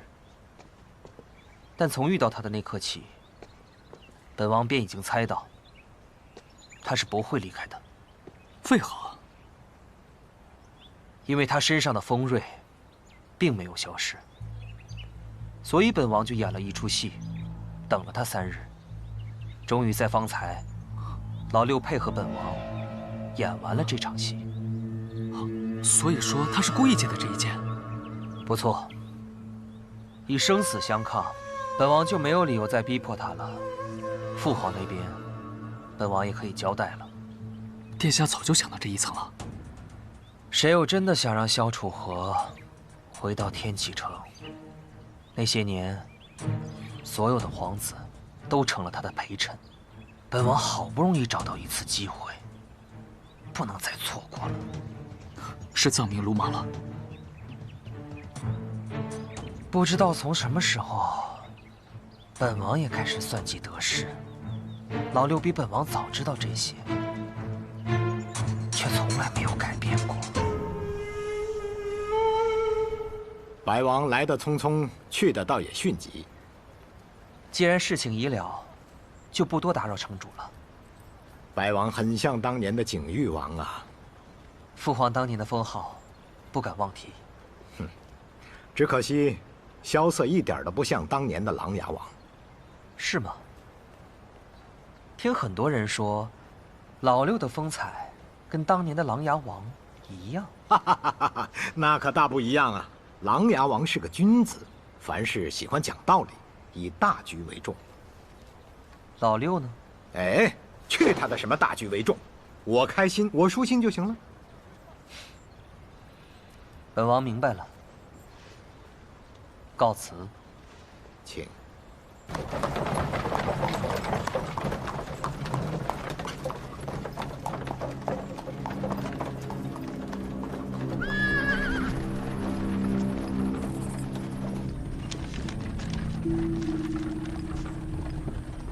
殿下，少汉那边的消息已经到了。一切顺利吗？少汉说一切按计划执行。好，那么此行，我们就先去一趟无双城。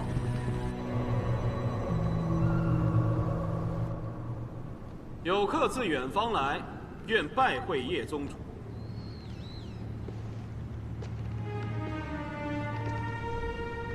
多远之方，客为何来？千里之外，天启皇城，为见宗主而来。只是见我，那你已经见到了，可以走了。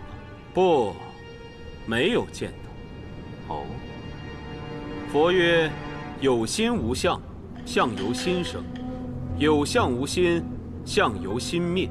我只见宗主相，未见宗主之心。不算相见。你想见我的心？你可知我原来的名字？无心。进来吧。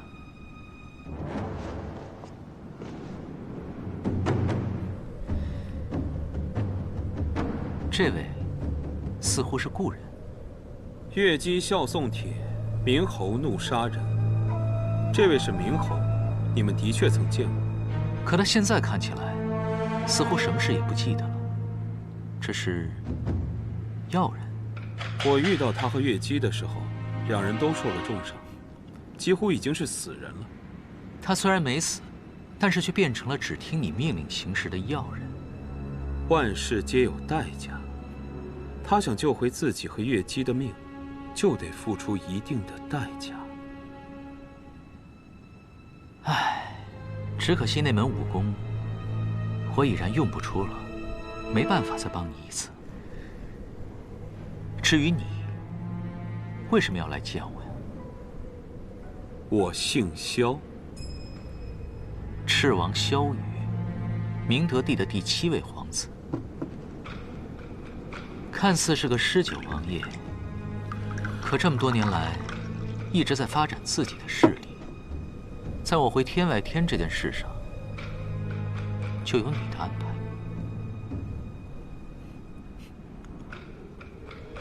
之所以会这么做，是因为天外天内乱不断，所以你想把我送回这里，以我为傀儡，在背后操控。最后天外天，甚至于整个域外，都会成为你的势力。对，你说的没错，但我没有想到，你的能力远远超出我的想象，短短几个月，就已经掌控了天外天，所以我才不远千里而来，希望与你结盟。可我为什么要与你结盟？我姓萧，但我的母亲姓易。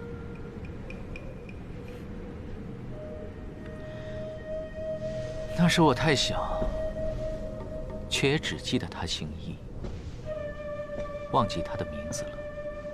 易文君。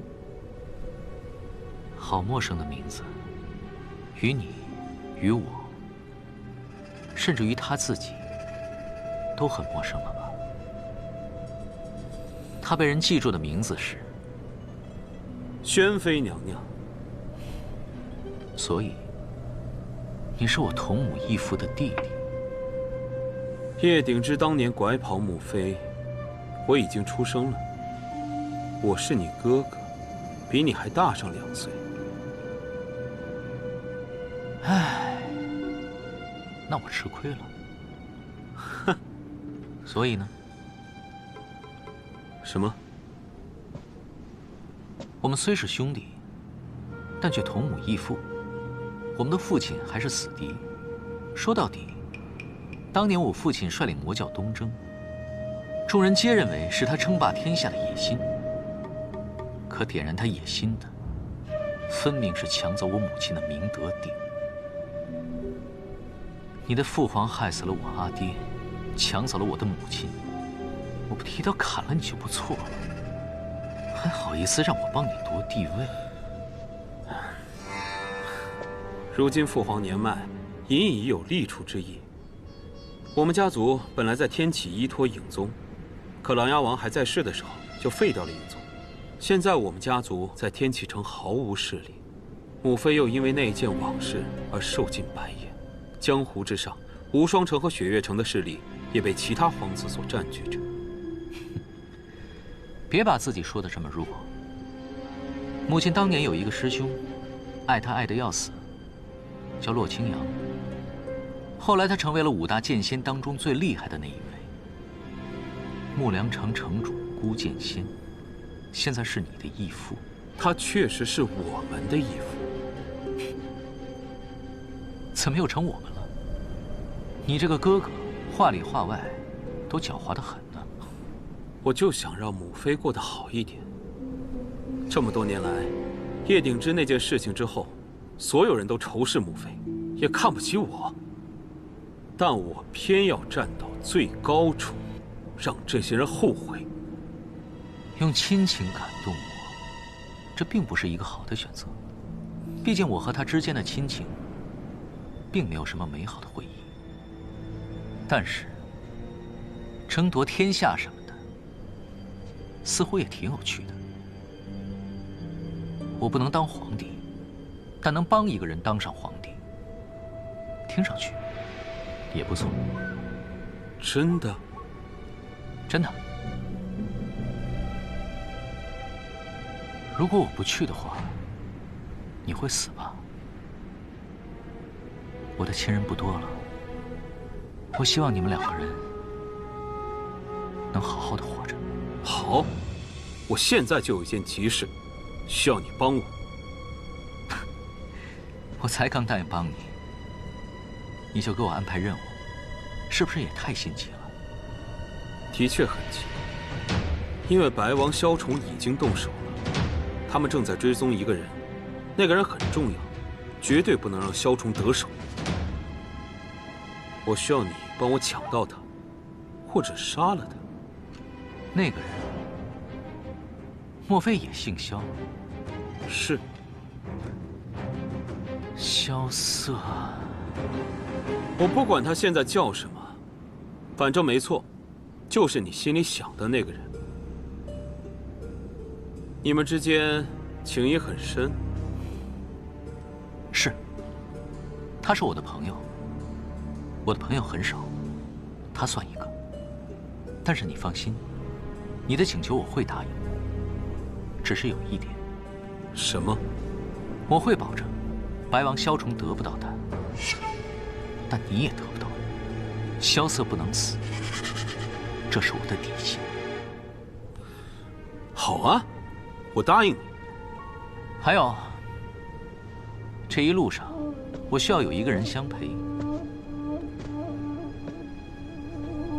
你随我走吧。你要带他走？我们好歹也算是有一面之缘，看他变成如今这样，着实可惜。不妨，你把他交给我。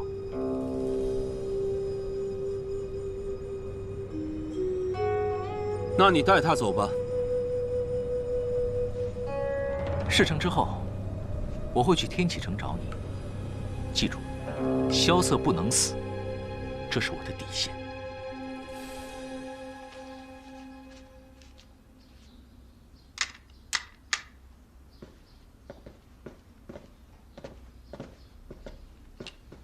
他走了。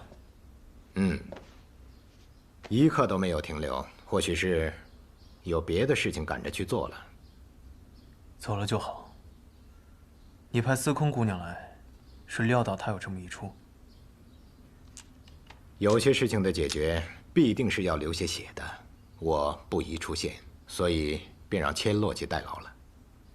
萧瑟，我听千洛说你受伤了。小伤而已，不用大惊小怪。哎，唐莲啊，唐老太爷说他突然想到一个法子，或许能够治疗叶姑娘的病。我看这几天你抽空带叶姑娘去一趟唐门。是。哎，大师兄也要走啊？难道你也要走？哎，这雷家堡英雄宴就要开始了，而且呢，按照我跟我姐的约定，她必须要跟我去见一次我师父。我倒是忘了，今年的英雄宴在雷门。那大师兄可要去凑凑热闹。此次回唐门，我若是无事，应当会随老太爷一同前往。那感情好啊！哎，我跟你们说啊，这英雄宴啊，据说还有比武夺魁。你要去参加？我定当夺得头筹啊！你大师兄曾经是三魁者，可别丢了你大师兄的颜面呢。哇，那萧瑟呢？萧瑟你要去吗？反正打擂台这事儿，你可比我熟啊。滚！他可去不了，雪月城的账本都快堆积如山了。我去。你要去？我倒想看看这傻子怎么出丑。那不可能！我告诉你，我定当打遍天下无敌手。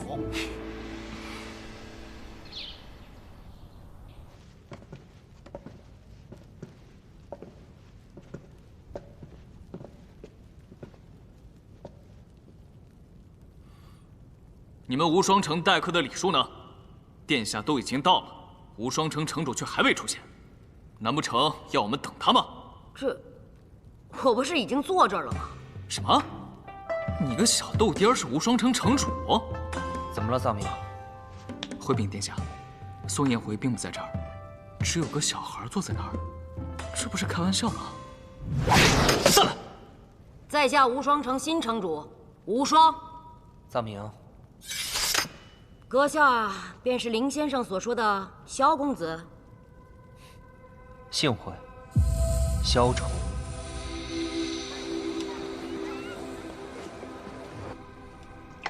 好你个萧瑟，难怪找不到你，原来躲在这上面偷懒啊！我刚算完账，就出来喝口酒，你就来了。银月枪练得怎么样了？我练到第4重了，怎么，比试比试？算了吧，明天再说。我可告诉你啊，别把我惹急了。把我惹急了，我抽出无极棍把你打地上。这话我听得耳朵都起茧了，有本事打呀！幼稚，财迷。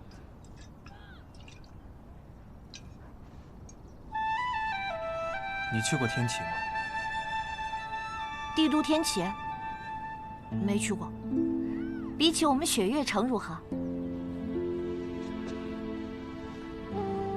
没有雪月城漂亮，但是很大，大概有7、8个雪月城这么大。五湖四海的人齐聚，每天都很有趣。每年年中和年尾都会有一次大集市，集市上会有各种稀奇古怪的玩意儿。我曾经见过一块水晶，纯天然的，大概有一个酒缸这么大。还有一个地方叫做千金台，我曾经在那儿赢下过一座城池。